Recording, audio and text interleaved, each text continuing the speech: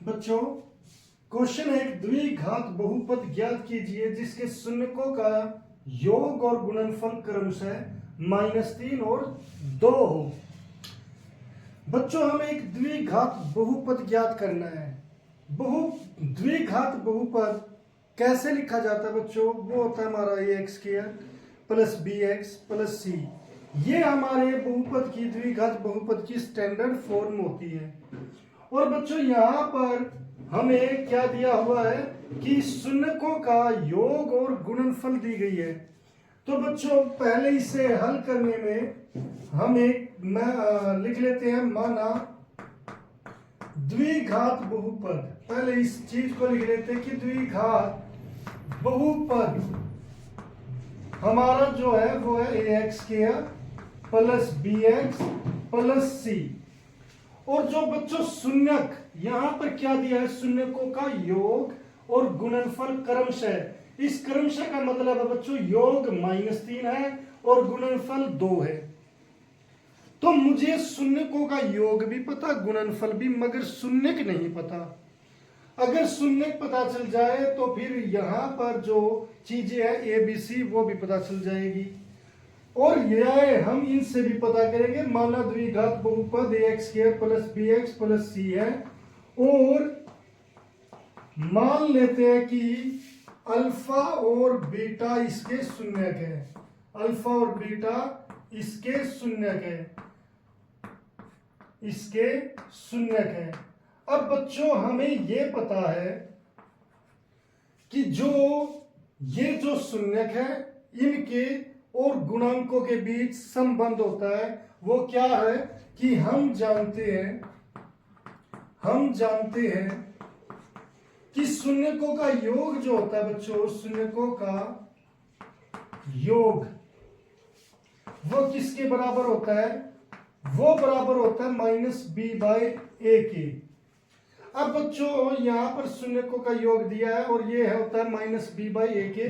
बच्चों, इस बहुपद को ज्ञात करने के लिए मुझे क्या चाहिए? a b c। और वो मिलेगा हमें इस रिलेशन से। और जो शून्यकों का गुणनफल होता है वो होता है c/a उससे। अब बच्चों, शून्यकों का योग कितना दिया है? ये है -3 और यहां पर -b/a है। माइनस से माइनस चला गया बच्चों, तो b/a किसके इक्वल आ गया? ये 3/1 के बराबर आ गया। अब बच्चों, हमें पता है कि शून्यकों का गुणनफल ये किसके बराबर होता है? शून्यकों का गुणनफल ये किसके बराबर होता है? ये बराबर होता है बच्चों c/a के। और c/a यानी कि जो गुणनफल है वो हमें किसके इक्वल दिया है? वो है 2 के इक्वल। तो यहां पर आ गया c/a। अब बच्चों, यहां पर b और a के बीच में रिलेशन है, यहां पर c और a के बीच में रिलेशन है। b/a का आंसर कितना है? 3 है और c/a का आंसर कितना है? 2 है। बच्चों, यहां पर एक बात बड़ी गौर करने वाली होती है कि वो है जो हर में लिखा यानी कि a, यानी कि दोनों के नीचे जो लिखा है वो है a, ये सेम है। तो बच्चों, इन दोनों के बटे में भी सेम ही आना चाहिए। अब यहां पर भी पहले कुछ नहीं था, -3 था, यहां पर भी कुछ नहीं था। तो बच्चों, इस 3 के बटे 1 लिख सकते हैं और 2 के बटे भी 1 लिख सकते हैं, क्योंकि 1 लिखने से हमारे आंसर पर कोई फर्क नहीं पड़ता। अब बच्चों, जब ये दोनों चीजें सेम हो गई तो इसका मतलब b की वैल्यू आ गई 3, a की वैल्यू आ गई 1, c की वैल्यू आ गई 2 और a की वैल्यू आ गई 1। इसे बच्चों समीकरण 1 दे दो, इसे समीकरण 2 का नाम दे दो। अब यहां पर लिखेंगे इसलिए समीकरण 1 व 2 से, समीकरण 1 व 2 से a की वैल्यू क्या आ गई बच्चों? 1, b की वैल्यू क्या आ गई हमारी? 3 और c की वैल्यू क्या आ गई? 2। तो अब बच्चों, इसीलिए द्विघात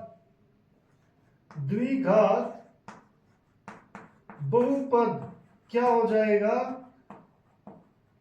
है ए की जगह आप यहाँ पर क्या लिखोगे, 1 लिखोगे, तो उसे लिखने की जरूरत नहीं, x² प्लस बी की जगह 3x प्लस 2, यानी कि बच्चों ए की जगह 1 लिख दिया, बी की जगह 3 लिख दिया, सी की जगह 2 लिख दिया, ये हमारा द्विघात बहुपद आ गया। इस तरीके से बच्चों हम इस क्वेश्चन को अटेम्प्ट करेंगे।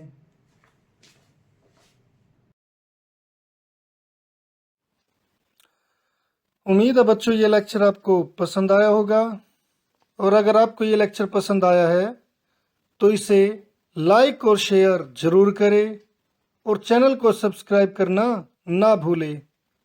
तो मिलते हैं फिर नेक्स्ट लेक्चर में, तब तक के लिए bye, have a nice day.